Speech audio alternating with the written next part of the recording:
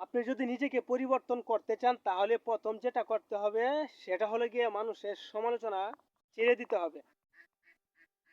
আপনি যদি মানুষের সমালোচনা করেন তাহলে জীবনেও দেখবেন যে আপনি উন্নতির চাবিকাঠি দেখতে পারবেন না। কারণ অন্য মানুষদেরকে নিয়ে আপনি বেশি চিন্তা করেন আপনার নিজের থেকেও।